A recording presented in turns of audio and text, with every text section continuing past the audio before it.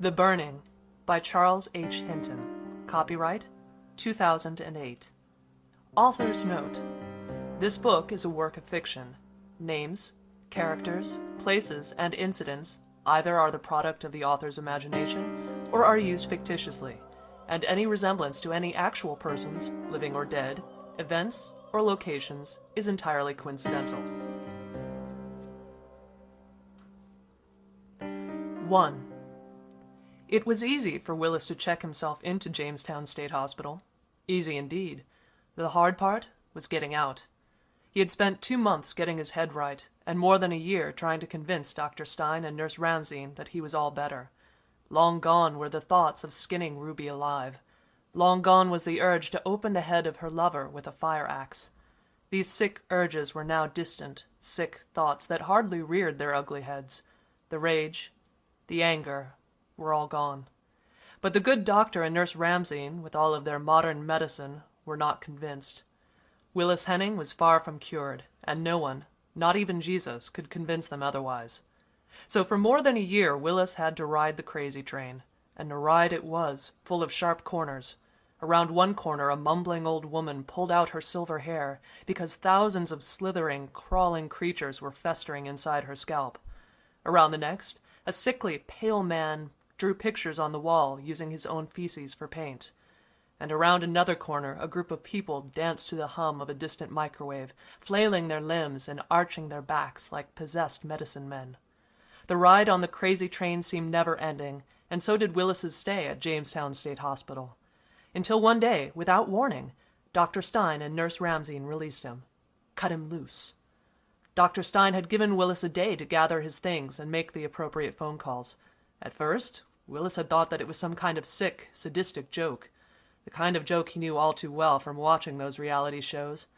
They were going to have him pack his things and then escort him towards the door, their fake smiles stretched from ear to ear. And right when Willis reached for the door, the hidden camera crew would crawl out from under the tables and chairs with their bright lights and microphones and flood him with questions. "Tell us, Mr. Henning, how does it feel to be crazy? Sir, do you still want to kill your wife and her lover? How do you feel about the fact that Dr. Stein has the power to keep you here forever?" And then Nurse Ramsay would have Willis politely escorted back to his room, while announcing to the crew that Mr. Henning has had enough for today, and now it was time to take him to his medicine. It was not a joke. The next day Willis Henning was free to think on his own. It was Ruby, of all people, who had picked him up from the loony bin. She had waited in the car, anxiously peering over her shoulder. The moment Willis placed his small suitcase in the back seat and planted his ass in the front, Ruby sped off, tires sizzling. Willis spent most of the quiet ride trying to figure Ruby out. She was hushed and distant. Her usual proud, high-maintenance appearance was now replaced with matted hair, dirty nails, and gray sweats. This was hardly what Willis had expected to see from a cheating spouse who wanted to show the world that her decision to leave her husband was indeed the right choice. And what of the affair? Was she and what's-his-face still invested? "I am not seeing Dave anymore," Ruby said. "He was a big mistake." Her eyes were fixed on the road. "Dave? So that was his name, huh?" "Yes, he was a mistake." "He was a mistake? That's it?"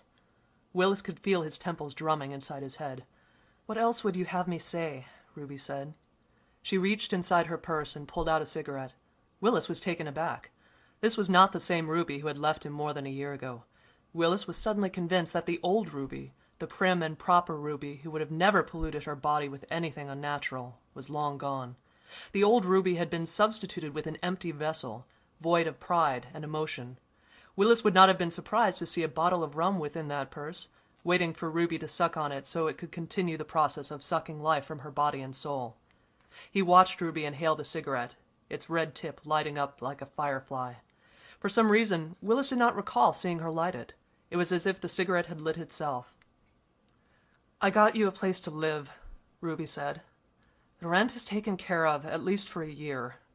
She turned and looked at him. Her eyes seemed darker than Willis had remembered.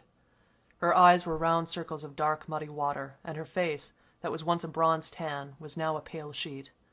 "I'm taking you to your new place right now." "All right," Willis said. Ruby turned away without any emotion. She was gone. Willis could easily have been chauffeured by a corpse.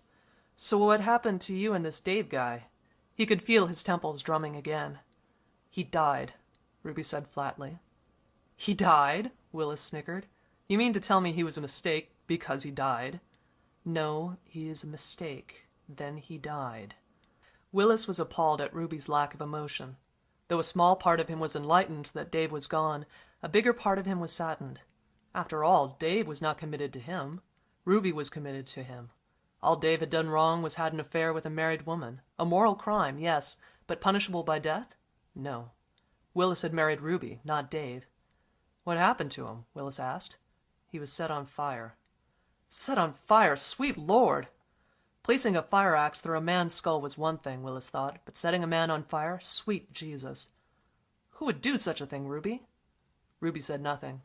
Willis spent the remainder of the ride staring out the passenger window. 2.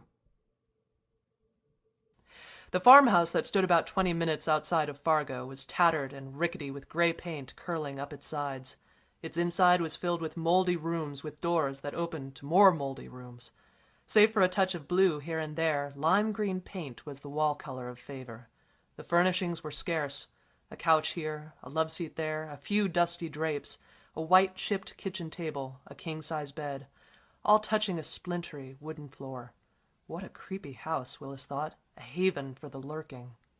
Now, 3 weeks later, Jamestown, Ruby, and that guy Dave fading slowly but surely from his mind, Willis Henning sat down to a solitary dinner, watched one of his reality shows, climbed into bed, and fell sound asleep. He was more than ready to start his new life, and his new job at NavQuest. It was Ruby, of all people, who had sent him there. Timmy, a young bright kid with rosy cheeks and red hair, was chosen to lead Willis around. In less than 30 minutes, Willis had received the grand tour of NavQuest. He had knowledge of all fire exits, where to find the bathrooms, the recycle bins, the printers. He was shown how to copy maps, how to handle maps, and how to store maps. He was shown where to eat, where to hang his coat, and where to smoke if he chose to, and much more. After the tour, Timmy escorted Willis to his desk. "Well, here you go, Mr. Henning," Timmy said, smiling. "You can adjust your monitor and your chair to your likening." "Thank you," Willis said, returning the smile. "Guess what?" Timmy said. "What?" "Chicken butt." Timmy laughed. Willis laughed. It was funny. "No, seriously, guess what?" Timmy was still smiling. "What?" "I sit across from you. Right here is my desk." Timmy showcased his working quarters like one of Bob Barker's showgirls. "That way, if you have any questions, I will be handy-dandy." "That's great," Willis said. He liked this Timmy guy. He was overflowing with genuineness. Willis sat behind his desk and started his work. His project was truck coating. He knew it all too well. It was one of his specialties over at Earth Atlas, his former employer. He had been with the company 7 years. There was no doubt in Willis's mind that it was his geological experience that had landed him his new job without so much as an interview. He had gotten a call from a sweet-sounding woman named Daisy, asked him if he could start immediately, and he said yes, and that was it. He was expected to hit the ground running, and that's just what he was prepared to do. By the time 3 o'clock rolled around, Willis was in full swing. This truck coating jazz was as easy as riding a bike. He looked up from his computer and saw Timmy hacking away on his keyboard while jamming with headphones pressed to his ears. To his left, a man with square spectacles stretched and yawned. Across from the man with spectacles, a woman sat talking coding jargon on the phone. Willis looked over his shoulder and saw a blonde woman sipping from a white mug with the words "World's Best Boss" printed on its side. He had seen that mug somewhere. Perhaps in that movie, The 30-Year-Old Virgin. But he wasn't sure. One thing he was sure of was that this little cute blonde was the boss of some outfit. The blonde looked up, caught Willis's eye, smiled radiantly, then waved. Willis waved back. He turned around just as Timmy was taking a chug from his mug. It was the first time he had seen the mug and the writing on its side. Written in big, bold letters were, "I'm the boss's go-to man." The world's best boss. I'm the boss's go-to man. The sequence was obvious. The blonde ran Willis's outfit, and Timmy was next in charge. A bright kid indeed. And a lot could be said about the blonde boss as well. She was the boss, but felt no need to advertise it. Her ego was intact.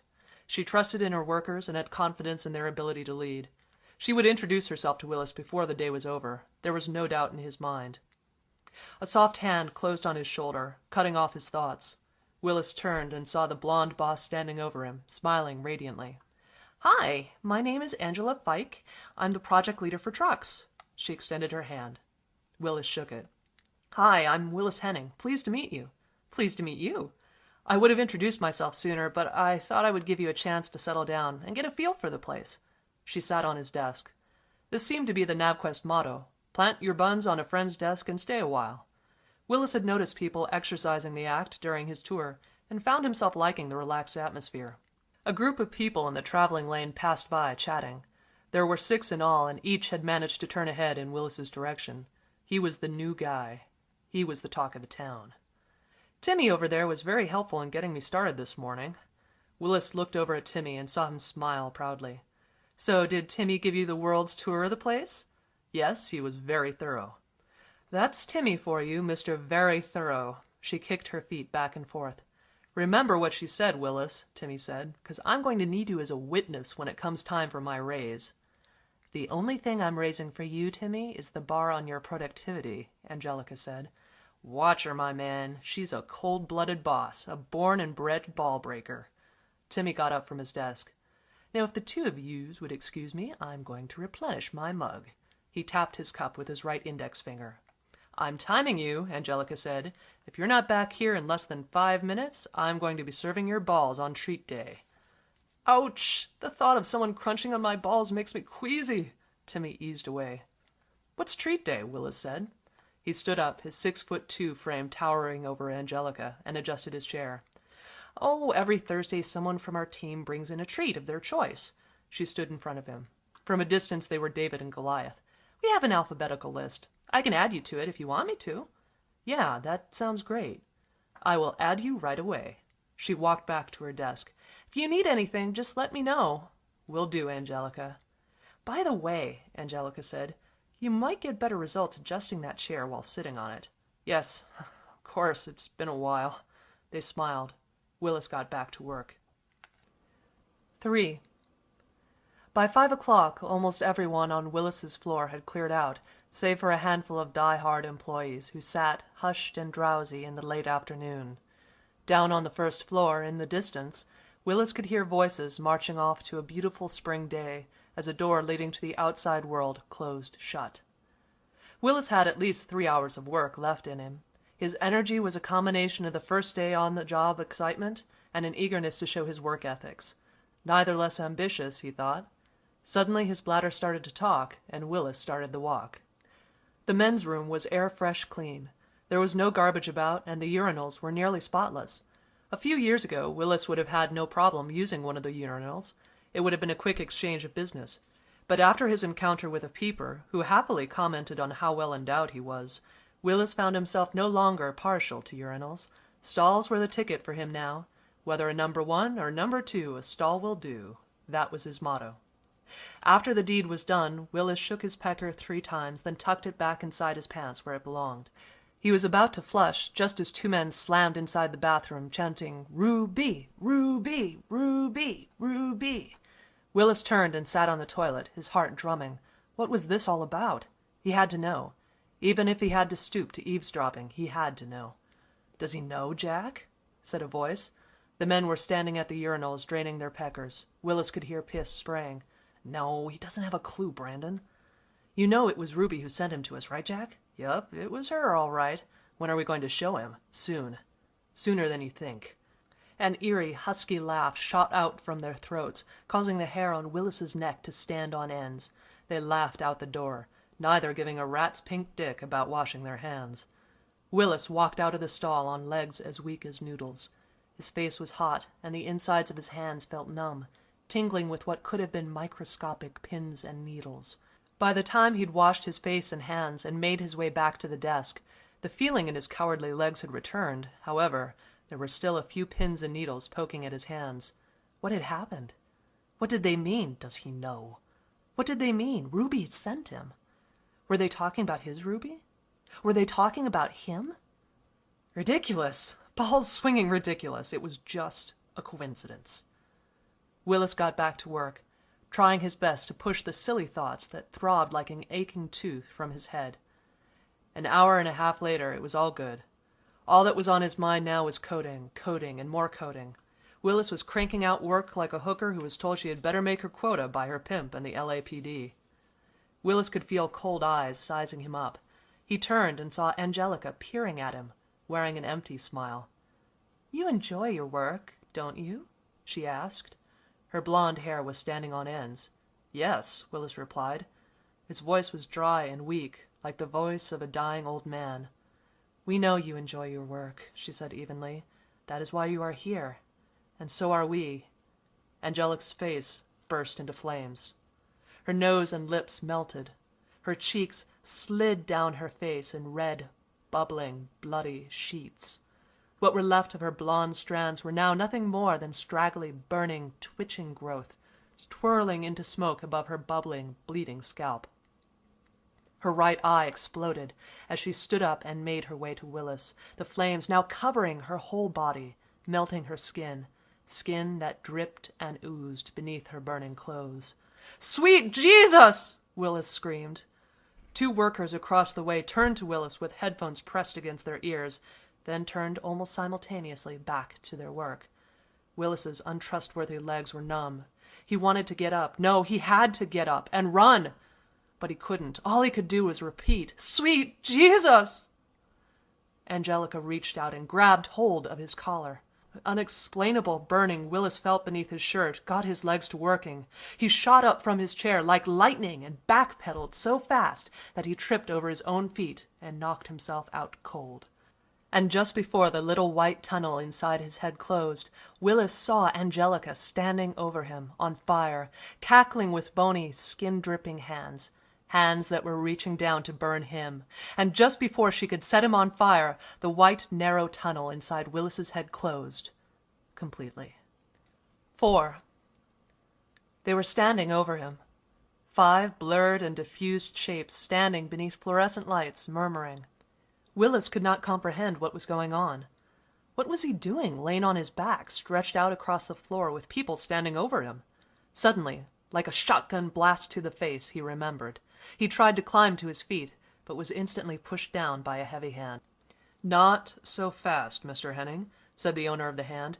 "You don't want to get up too fast. All that will do is put you back down." "Should I call 911, Fincelli?"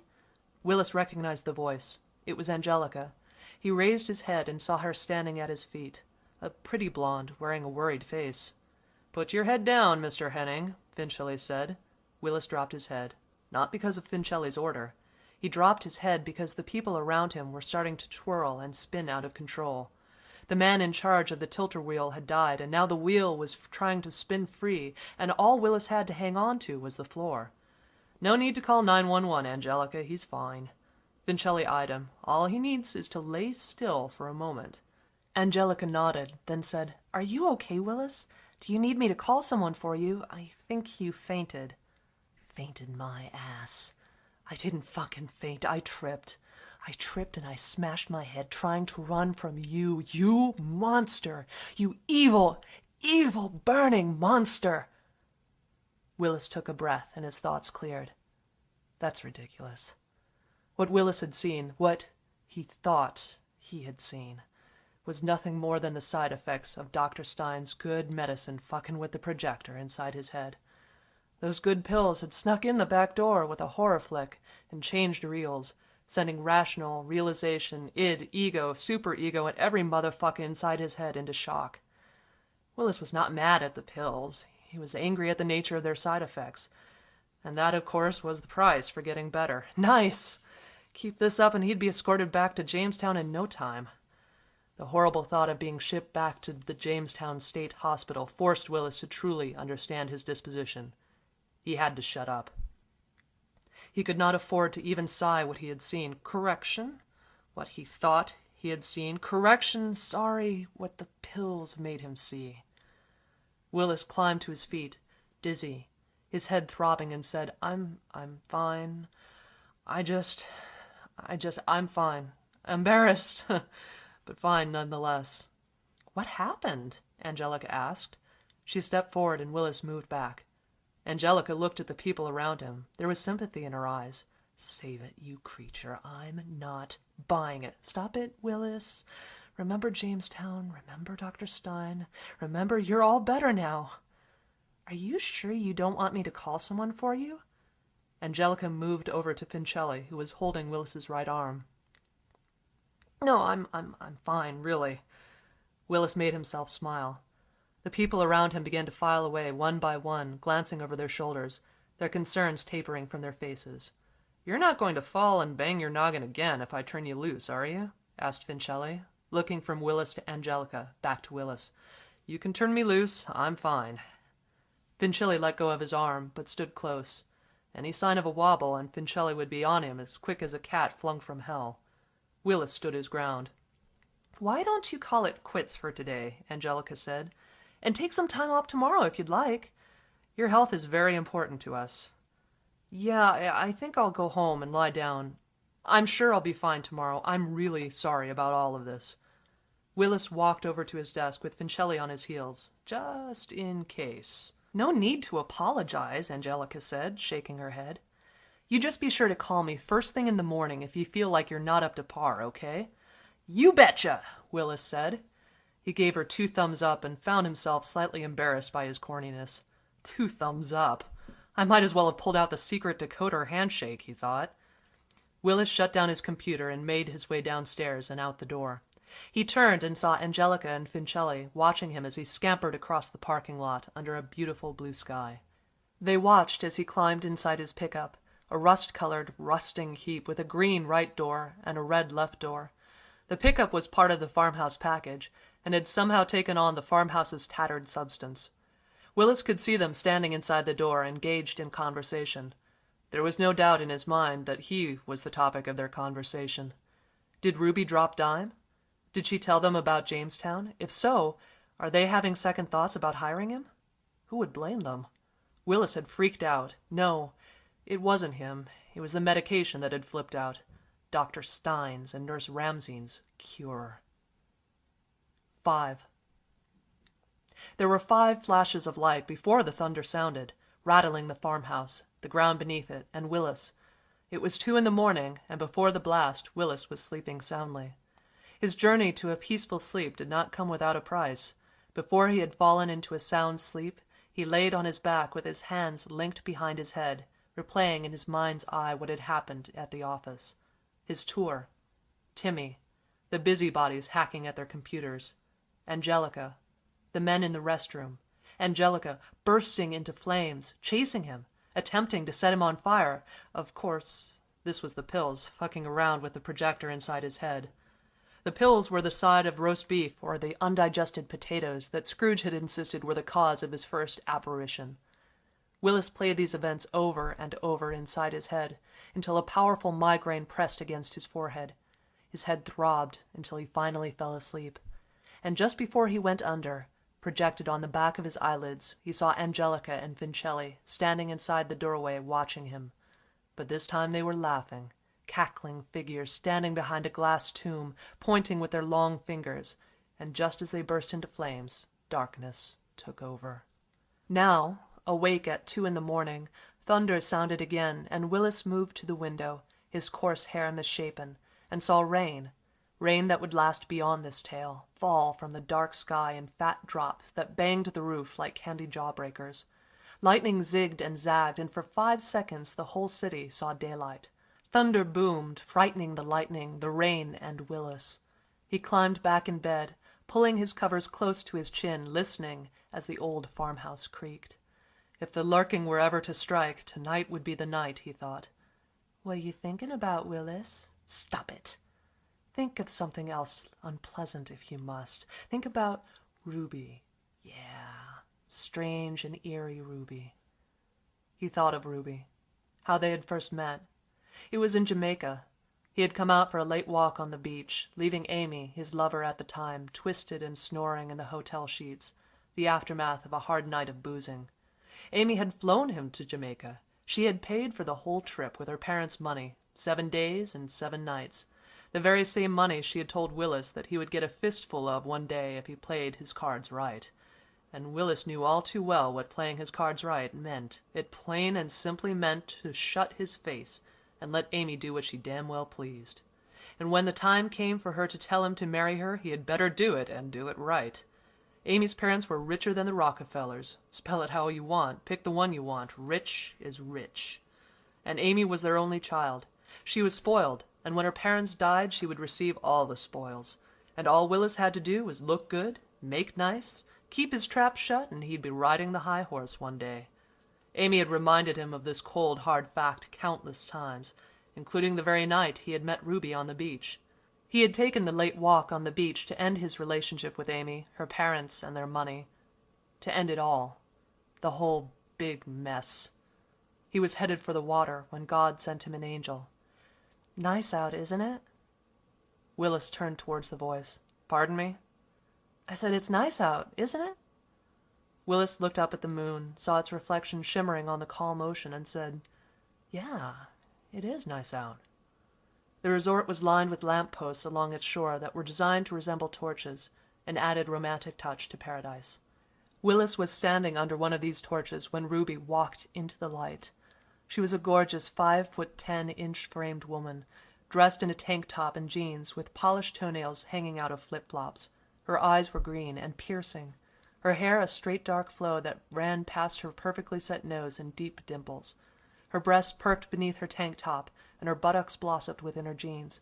She was a looker, Ruby was, the kind of girl that made guys crane their necks and wrap their escalades around light poles. "You should not be out here at this hour admiring the view," Ruby said. "Don't you know that the freaks come out at night?" "The freaks come out at night?" "The freaks come out!"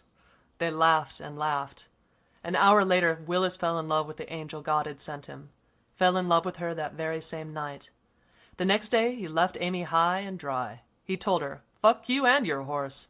And when she asked in a childlike fit of rage, "What horse?" Willis eagerly told her, "The high horse, the one you rode in on, or the one of a different color. Pick one." Willis grabbed his suitcase, the same suitcase he would tow to Jamestown a year later, and walked out with Amy screaming at the top of her lungs that her parents were not going to tolerate what he had done to her, and that there would be hell to pay. "You hear me, you son of a hermaphrodite whore? There will be hell to pay." She was right. Hell started for Willis on the day he married Ruby, the angel he thought God had sent to him. In fact, he realized God had nothing to do with this woman. This woman came from below, and no one could convince Willis otherwise. It was a fast courtship, the way Willis wanted it. He proposed to Ruby on New Year's Eve in Times Square. She said yes, the way Willis wanted it. They were married in Las Vegas, the way Ruby wanted it. It was a big wedding, built on finer things, the way Ruby wanted it. And everything would be the way Ruby wanted it from then on in. The nice cars, the big house, the big spending, until one day Willis told her no. Told her that she was putting a hole in their ship and they were sinking fast. The water was creeping up to their noses. Yes, they were barely above water, and instead of grabbing hold of a pail to help toss out water, Ruby bitched and moaned. But Willis stood his ground. After a month of bitching, moaning, and holding Willis's pecker hostage, Ruby took on a job to keep up with her means. It was NavQuest money. Easy money. It was all her money, and Willis had no problem with the setup. As far as he was concerned, she could buy until she fainted, as long as she was paying from her own pockets and not his. It wasn't until the big prizes and the whispering phone calls came rolling in that he became suspicious. Diamond necklaces, gold bracelets, high-priced shoes. Willis checked those online. 3 or 4 pairs a week. Phone calls in the wee hours of the morning, sometimes at night. Incoming calls to a cell phone that was guarded like Fort Knox. But it was the weekend business trips that really banged his balls and opened his eyes. The weekend trips that often left her unavailable and unattainable. And the few times he did reach her, their conversations were cut short due to an untimely, uncharged battery that abruptly ended any and all conversations. After 2 months of this shit, Willis started to wear. He was convinced that Ruby was committed to stolen moments with another man. On the day Willis told Ruby that his job was sending him away for the weekend, her eyes told him everything he needed to know. The way Ruby's eyes shifted and circled told him that she was making plans to meet with her lover. The bitch was making plans while he spoke to her. She was perhaps counting down the seconds before she could spend 2.5 days indulged in ecstasy. Willis was sure, but he had to be certain. "I'll be back on Sunday," he said. "What time?" she asked. "Around 7 or 8. What are you going to do while I'm away?" Any plans? Willis forced himself to smile. Not really. Her eyes were shifting and swarming with lust. Willis saw her all over. Maybe I'll give Chantel a call and see if she'd like to go to a movie this Saturday. What are you going to see? Willis asked, using all of the strength he could muster to keep from slapping this lying bitch's head to the Montana state line and beyond. With some luck, it would bounce off the state of Washington and end up in British Columbia. I don't know, but whatever movie I decide to see, it'd better best that Charles H. Hinton crap we saw a few weeks ago. Yeah, anything's better than that, he said dryly. I'm going to fly out Friday afternoon, so if you want to say goodbye, you'll have to say it that morning. Ruby smiled, showing teeth. Willis called her Friday afternoon at her job and told her he was at the airport. Ruby said her quick goodbyes, then hung up. Willis drove home to wait. He was hiding under the bed when Ruby and her lover crashed inside the bedroom, breathing heavily while sucking on each other's mouths. From his low position, Willis could see up to their calves. They were undressed. The $2,000 bed Willis had bought for Ruby pushed against his back when the two lovers fell across it. What's-his-face? Dave. Went inside Ruby and she moaned. The bed began to scream, telling on this unrighteous event. Tears rolled onto the hand Willis was using to cover his mouth so that the cries from his breaking heart could not be heard. 6.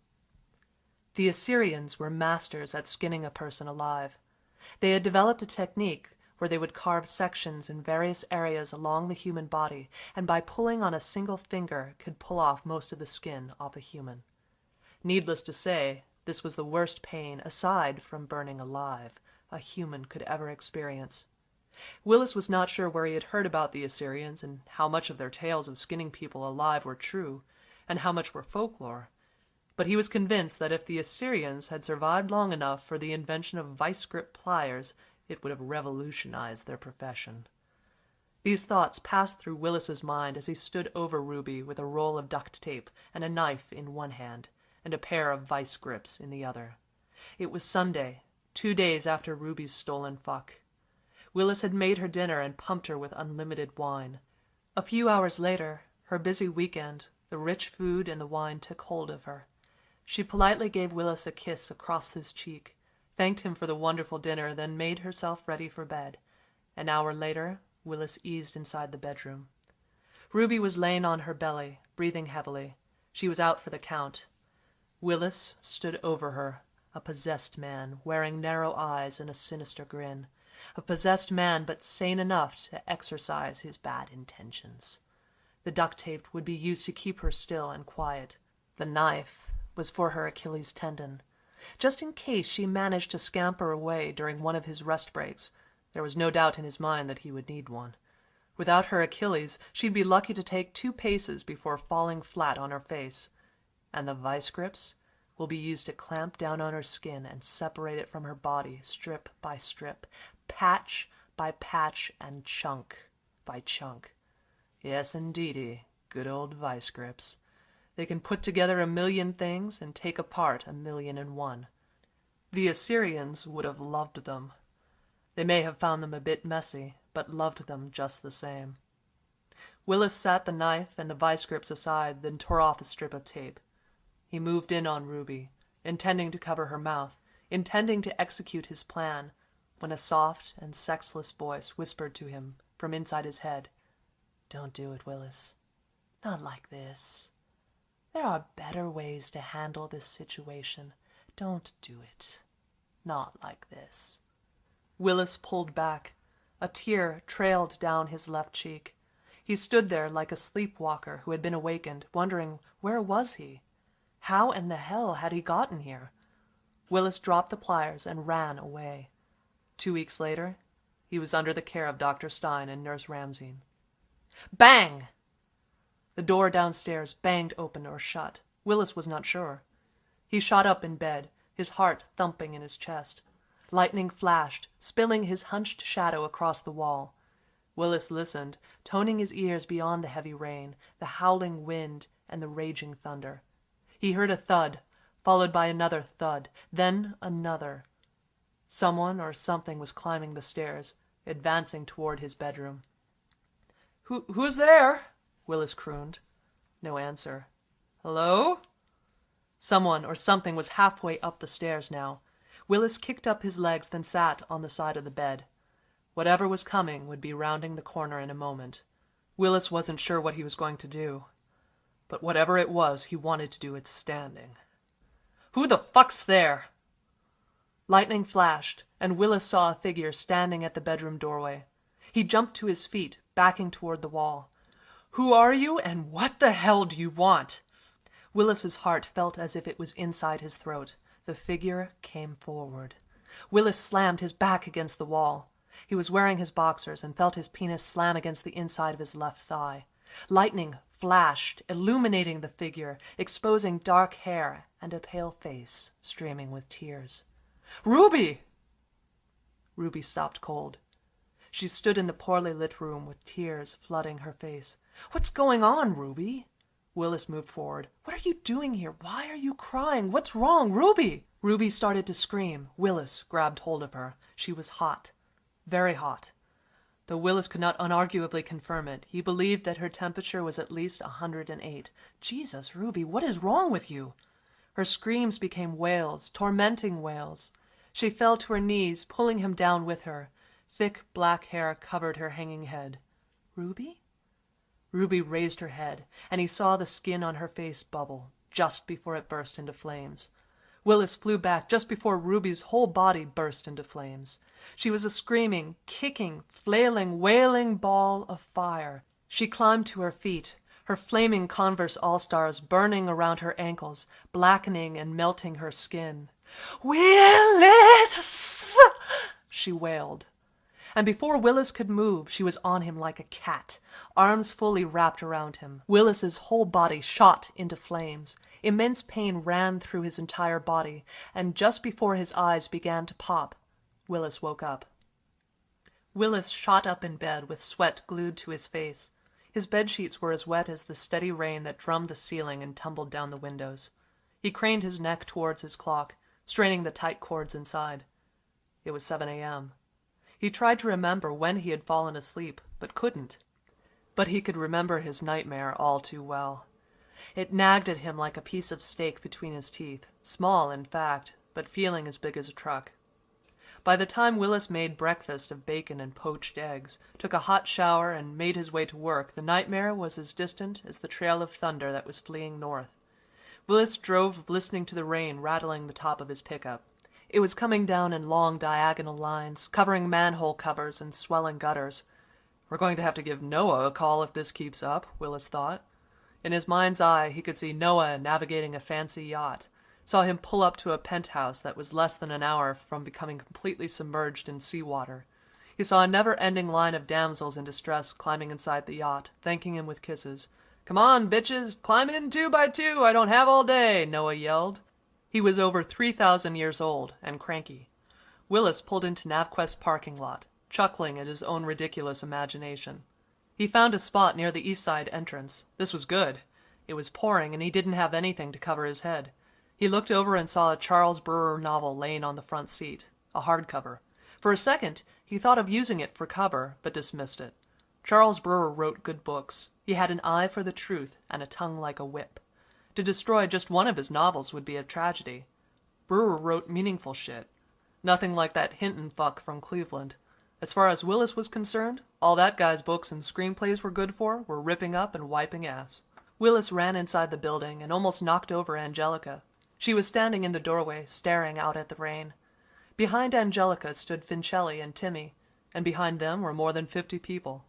A goddamn Verizon network, Willis thought. Bouncing Jimmy balls, haven't these people ever seen rain before? Really, what the heck are they doing, staring out? Realization slapped Willis across the face, as hard as a Major League Baseball firing inside a catcher's mitt. These people were not watching the rain. No, they were watching Willis. They had been eyeballing him from the moment he'd pulled up. But why? Hello, Angelica, am I fired?" Willis pulled up an empty smile. "Why, Willis, whatever do you mean?" She saw his smile and raised him 2 cold eyes. "Why would I want to fire you?" "Well, I did make a spectacle of myself yesterday, so I wouldn't be surprised if you were here to see me off." "No, Mr. Henning, letting you go is not in the works. Not in the least bit." "Very well then, I suppose I should get to work." Willis walked up the stairs, feeling their eyes crawling on him like red ants.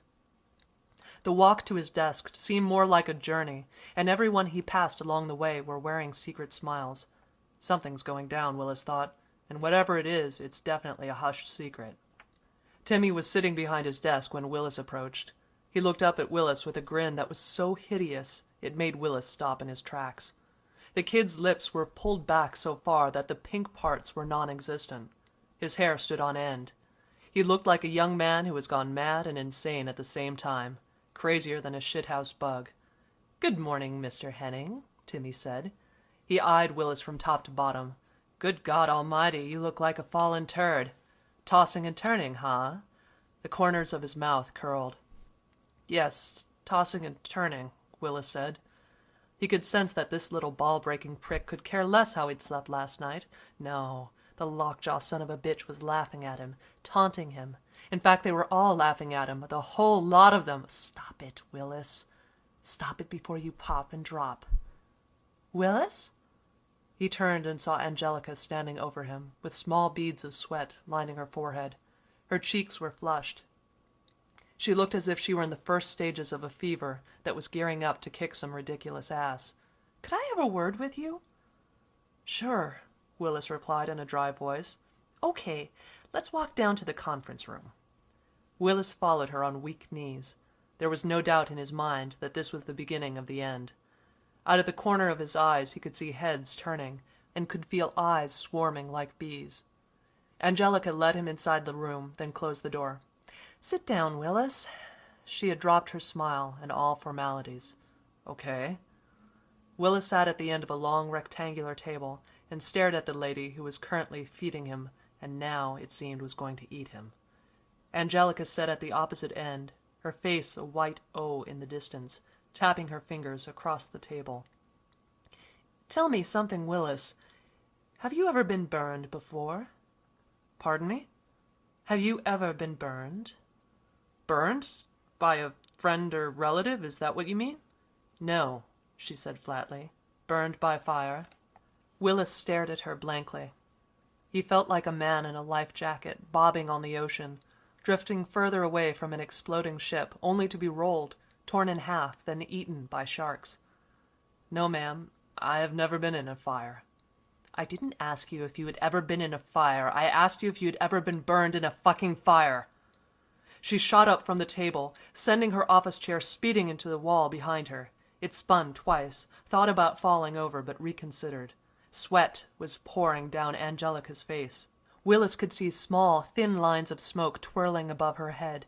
Had he not been staring at her the whole time, there would have been no doubt in his mind that she had taken a drag from a cigarette and pushed smoke up from her bottom lip. Angelica moved forward, sliding a seductive finger across the table, keeping it parallel to her hips. "Well, let me tell you something about burning in a fire, Willis. It is one of the most painful things you'll ever experience in your life." Willis could see the table smoldering beneath her finger. He wanted to get up and get to running, but couldn't. He was as paralyzed as Ironsides. "It's very painful, Willis.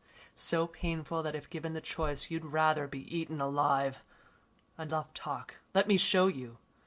Angelica burst into flames. With her face charring, her skin frying, her hair twisting and churning into black cylinders, Angelica came forward. Willis shut his eyes. And when he opened them, Angelica was standing over him. "Okay, here I go.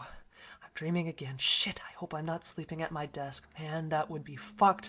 Angelica grabbed him by the throat. He felt the skin on his neck sliding and melting beneath her burning fingers. And God as his witness, it hurt like hell. And the pain got him up and on his feet, quickly. He pulled himself from her grasp, leaving behind chunks of bubbling, burnt skin. Willis ran out the door, screaming in terror and in pain. Willis stumbled like a teenager in a scary movie and may have went headlong into a solid desk had Timmy not grabbed him by his arm and straightened him. "A bit off balance today, huh, Willis?" "She's on fire! She's trying to kill me!" Willis screamed. "Why, Willis, whatever do you mean?" Angelica asked. She was standing in the doorway, smiling, looking as chipper and as bubbly as ever. "Don't act like you don't know what the fuck I'm talking about, you fucking creature!" Angelica moved forward. You stay away from me, you filthy, unnatural bitch! Willis yanked his arm from Timmy and backed away. Angelica went on smiling. Timmy joined her. Timmy was now a full member of the secret Smile Society. I am out of here. Willis turned and met Fincelli. What's going on, Willis? Fincelli asked. Excuse me. Willis tried to walk around Fincelli, but was cut off. Get out of my way, please. Let's not be so hasty, Willis, Fincelli said. It's raining out.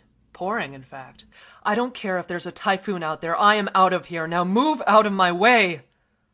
Angelica and Timmy snickered. Move out of your way? Or what?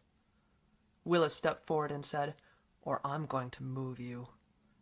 Okay, but getting out of this place wasn't easy for us, so I don't think it's going to be easy for you. Fincelli stepped aside. Willis whizzed by him so fast that some of the hairs on Fincelli's head pushed away. He rounded the corner, sped to his desk, and grabbed his keys. It was then that the people around him, 25 in all, exploded into flames. 25 agonizing wails filled the room. The burning flesh mixed with burning hair was rancid. Oh, sweet Jesus! They screamed. Some ran from their chairs, some ran down walking lanes, some batted their flaming heads, some rolled on the floor. Shortly after, the popping came. Pop, pop, pop, pop, pop. Help me, please, pleaded the balding man with square spectacles, making his way to Willis, who stood frozen. As the bald guy stretched his arms for help, his eyes popped, then oozed out of their charred sockets like egg yolks. The man fell at Willis's feet. His dead body squirmed and twitched, either not wanting to believe it was over or feeling pain after death, perhaps both.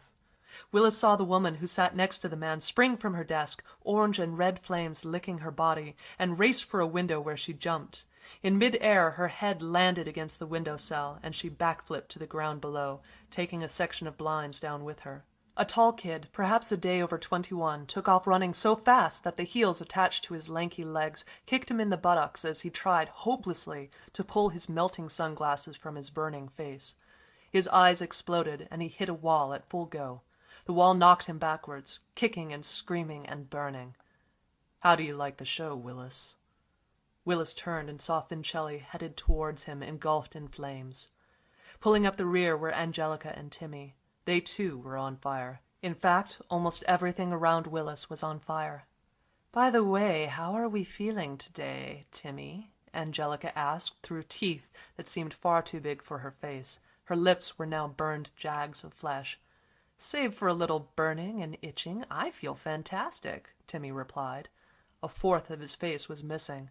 The missing part of his face had been eaten by the fire that was covering his whole body.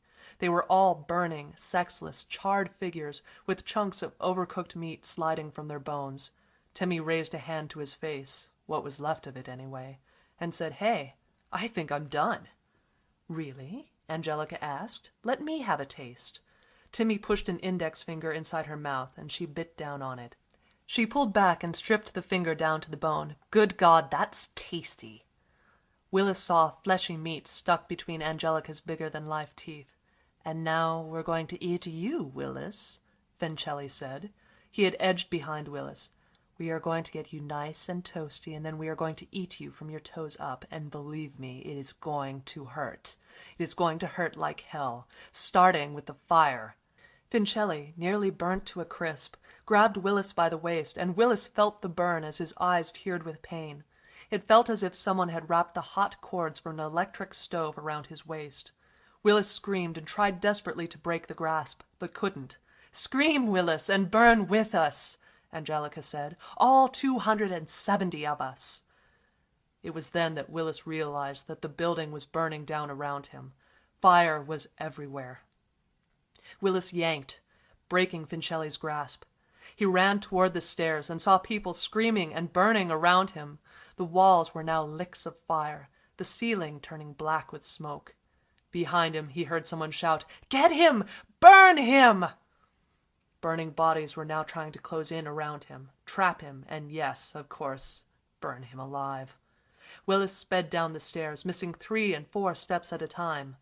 At the bottom of the steps, fire swirled and ravaged behind the reception desk. Willis could see people spinning and twisting within the churning flames. As he darted past, 3 burning bodies leapt from behind the reception quarters. 3 women, to be exact, burning, screaming, and reaching for Willis.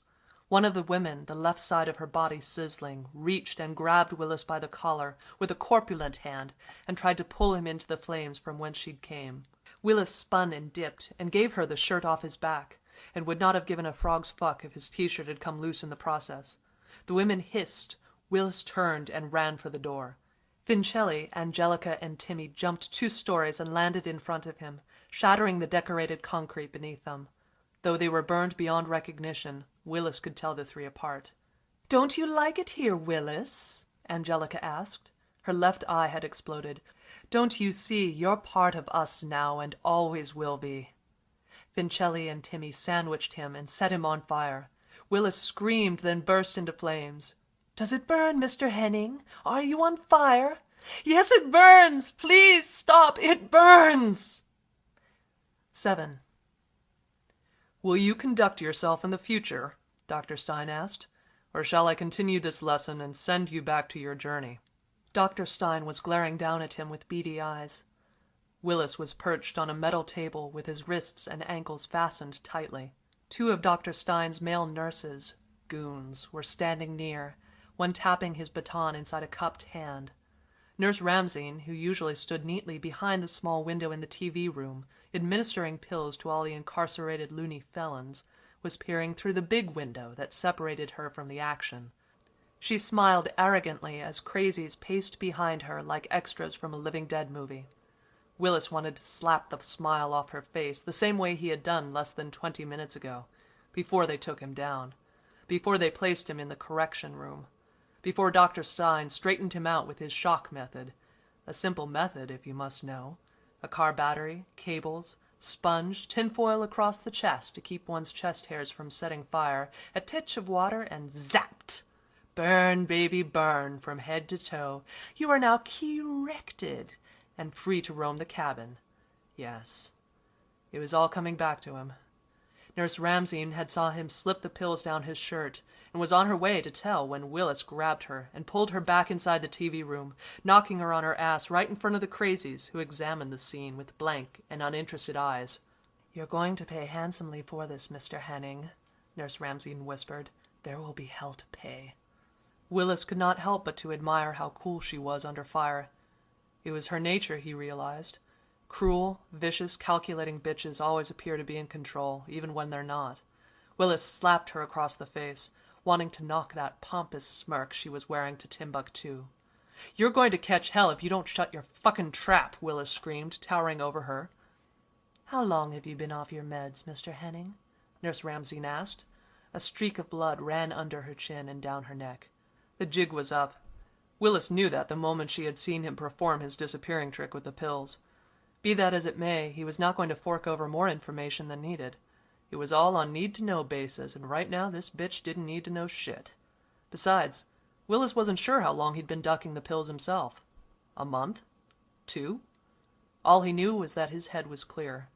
He knew where he was. He knew what he had done. He knew what that voice had instructed him to do on the night he was going to skin Ruby alive.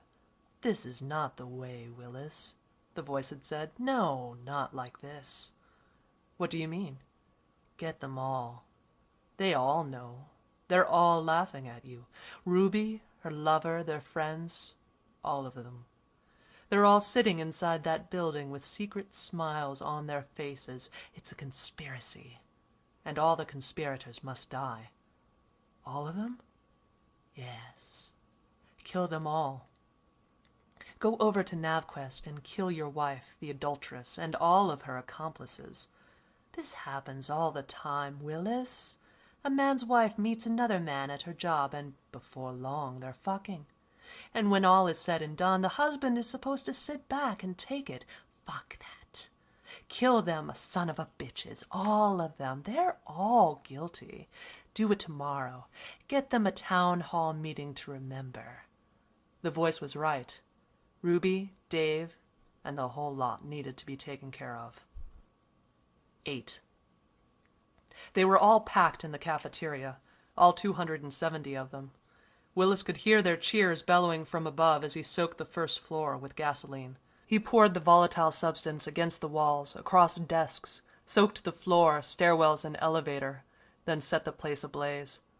Though the building's insides were packed with technology, the building itself was old and weak. The building went up in flames so fast that Willis himself barely made it to safety. The sprinklers shot off and the smoke alarms screamed. A man heading for the vending machines yelled, "Fire!" And the good people stuffed inside the cafeteria, winding down the town hall meeting, ran towards 2 exits all at once and smashed themselves against the door, bottlenecking themselves inside a fiery tomb. Outside, down below, from a safe distance, Willis watched as flames licked from the windows of the building. He saw bodies, 20, maybe 30, leaping from the windows above and smashing sickly onto the concrete below. These were the ones who would not be burned alive.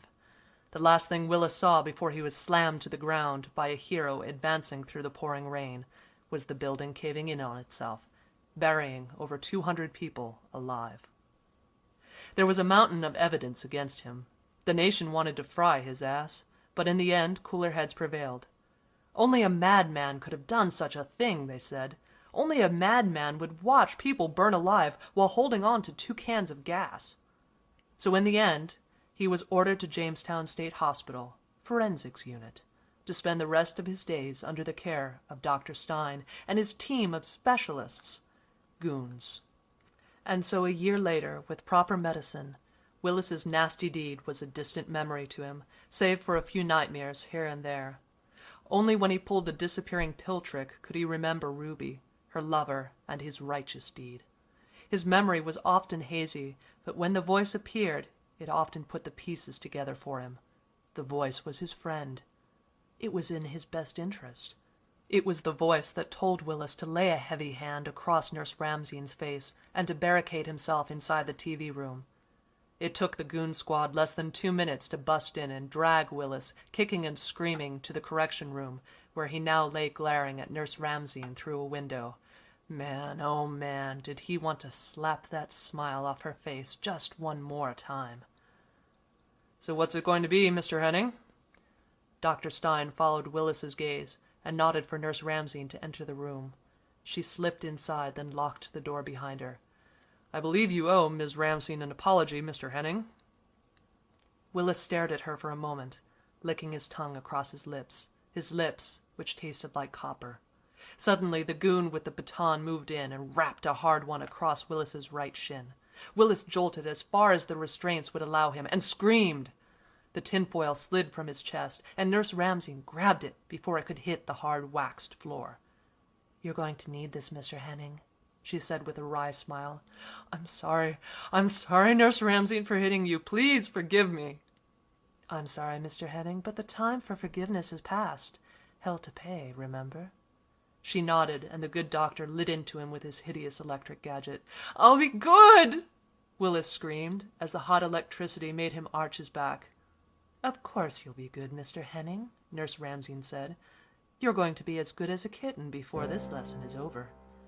"Enjoy your journey, Mr. Henning." Dr. Stein zapped him. It was Ruby, of all people, who had picked him up from the loony bin.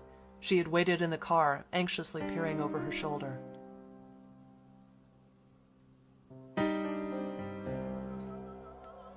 The Burning was written by Charles H. Hinton and narrated by Beth Ambrosio. Copyright 2008.